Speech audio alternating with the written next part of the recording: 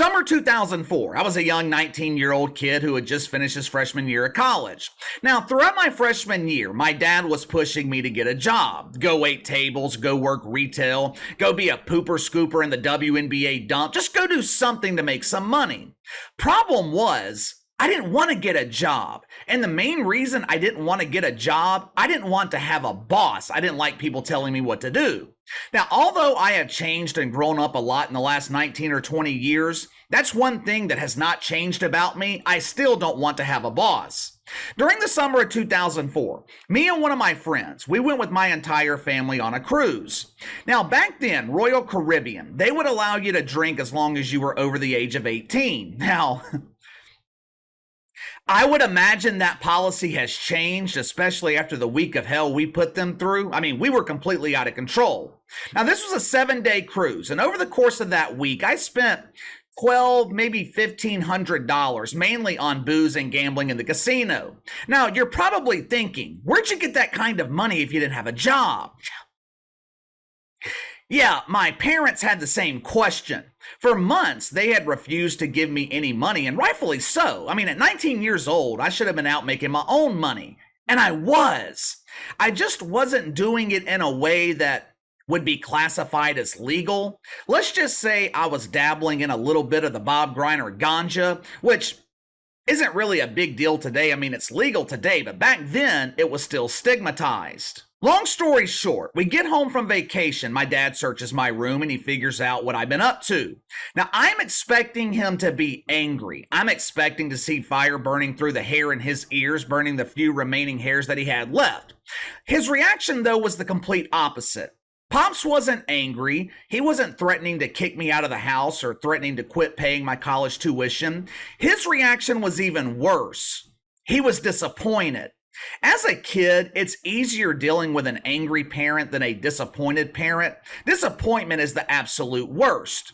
That day, my dad told me that I wasn't going to get anywhere in life by taking shortcuts. There's no such thing as easy money. He said no one has any respect for the guy who takes the easy way out. No one respects the guy who does things the wrong way. He said eventually it was going to catch up to me. The choices you make today can impact you the rest of your life. Now, it's been 19 years, almost 20 years since we had that conversation. 20 years, and I still remember it. I learned that lesson at 19 years old. I might not have learned it immediately, but it stuck with me the rest of my life, especially that part where doing things the wrong way, taking the easy way out, will eventually catch up to you. I believe we are beginning to see this happen with America's favorite prepubescent boy. I think the choices that she has made are eventually and finally catching up to Megan Rapinoe. Several years ago, Megan Rapinoe made the decision to take the easy way out. Instead of continuing to work hard for her success, she decided that it would be easier to launch her career by disrespecting her own country. Over the last week, we have discussed the retirement of Megan Rapinoe. Her final game representing America, the Mexter refuses to sing the national anthem. She's standing there on the field, hands rested on her boodle. During the playing of the national anthem, she decided to go with the stink face for the cameras. Now, this is the face people make when they see Rachel Levine in a bikini, or in Megan Rapinoe's case, when she hears the national anthem. The retirement of Megan Rapinoe, it was supposed to be a moment of celebration. The mainstream media, they were filled with anticipation and deep sadness. What a career! The prepubescent boy is leaving a void in women's soccer that can only be filled by another man. Dozens of people were tailgating outside of Soldier Field in Chicago. The climate-friendly charcoal was lit, the supersized Franks were grilled to perfection, just waiting to be consumed by that one lucky boodle. Inside Soldier Field, the stadium was damn near empty. In a stadium that holds over 63,000 people, only 25,000 showed up to watch Megan Rapinoe disrespect America for the last time. Now, the media, They claimed that the crowd of inflatable mannequins were so loud when the Megster took the field that it sounded like a jet engine. Of course, the noise wasn't intended to show appreciation to Megan Rapinoe. It was the noise of dozens of air compressors keeping the mannequins inflated. The media was so disappointed at the lack of attendance in Megan Rapinoe's final game, which is why you barely heard anything about it. If this game was sold out, it would have been headline news throughout the mainstream media. Megan Rapinoe is more popular than Jesus. She is truly our Lord and risen King. Since the attendance was so disappointing, the mainstream media, they chose to ignore it.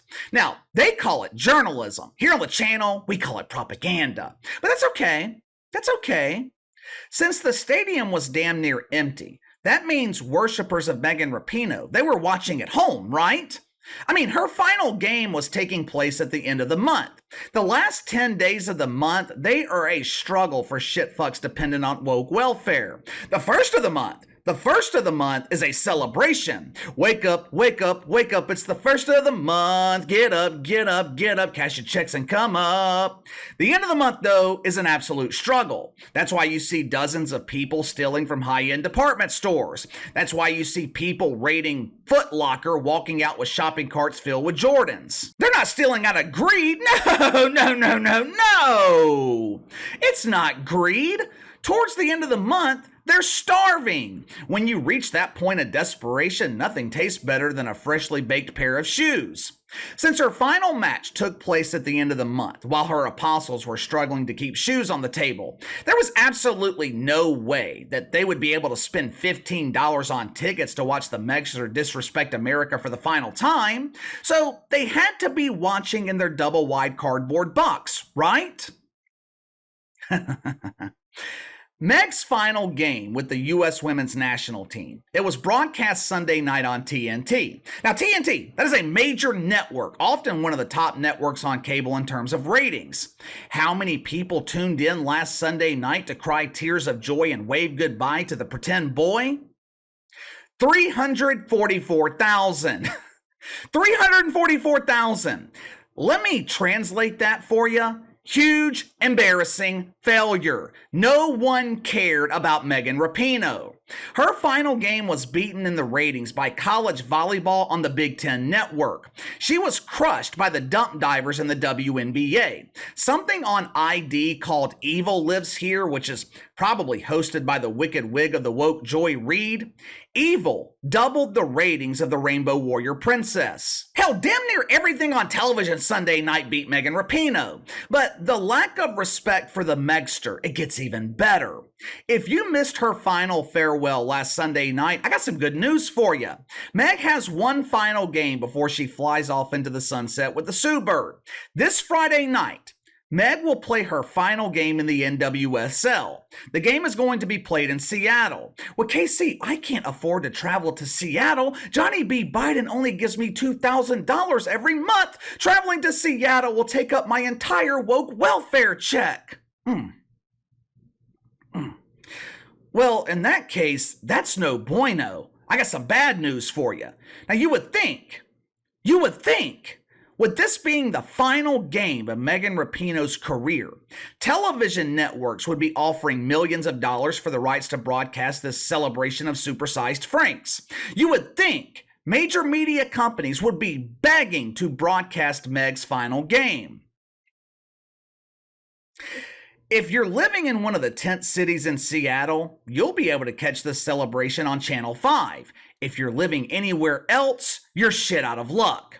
There is not a network on TV willing to broadcast the final game of Megan Rapinoe in the NWSL. Now, why do you think that is? With most of these networks spanking the wanker, you would think they would be willing to broadcast the final game of one of Woke United Methodist's most famous deacons. But at the end of the day, the industry of television, it is still a business. Networks are not willing to pay because no one's willing to watch.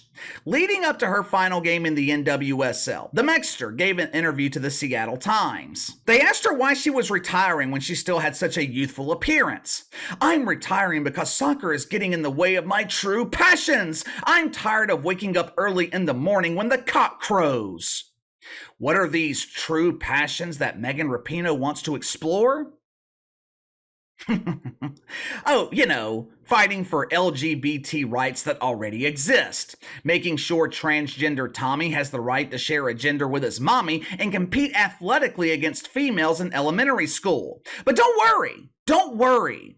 If you're one of the ultimate victims of mythical racism, Meg has not forgotten about you. She will still be fighting the good fight, preaching the good word, and combating mythical racism.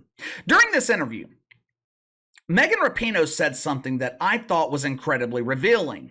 What have I been telling you guys for years now? When we talk about Joy Reid, when we talk about the embarrassing failures of Jamel Hill, or the originator of the huge embarrassing failure, Bomani Jones, when we talk about Tiffany Cross, Tiffer the Bongo Sniffer, the entire WNBA, what have I been telling you guys? For all of these people, this is a business. Mythical racism, mythical misogyny, promoting victimization. It's a business for them. This is how they make their living. You no longer have to take my word for it because Megan Rapinoe admitted this to the Seattle Times. Social justice will always be a core pillar of my business. Megan Rapinoe is in the business of exploitation. She takes advantage of people that the mainstream media deems are marginalized. She takes advantage of the underprivileged and she exploits them. She uses them for her own financial gain. Megan Rapinoe is also in the business of destroying capitalism, which is ironic when you think about it, since capitalism gives her the freedom of being in the business of socialism. Like I've told you guys before, Megan Rapinoe is not going away. Just because she is retiring from soccer doesn't mean she's retiring from being a deacon at Woke United Methodist. The Mexter is just getting started. The question is, will she be as effective? Will she have the same influence without the platform of the U.S. women's team in the World Cup? Because now, Megan Rapinoe has to rely on her own personal platform, a platform that's already diminishing, a platform that's already shrinking. The attendance, the ratings at her final game last week, that proves Megan Rapinoe's influence is rapidly diminishing. But you let me know, will Megan Rapinoe be as effective without the platform of the U.S. women's team in the World Cup? Also, give me your thoughts on the ratings for her final game representing America. Were you surprised by the number? Was it higher than you expected? Honestly, I thought she'd be able to draw 500,000 viewers at least. I was a little bit surprised that only 344,000 people tuned in. But give me your thoughts on it. Sound off in the comments below. Like, subscribe, share the video. Appreciate you guys and your continued support. You can follow me on Twitter at KC_BTL84. Best way to contact me is by email at BTLKC84@gmail.com. Getting out of here to go watch NFL Red Zone and hopefully watch my Saints win today. I will see you guys tomorrow.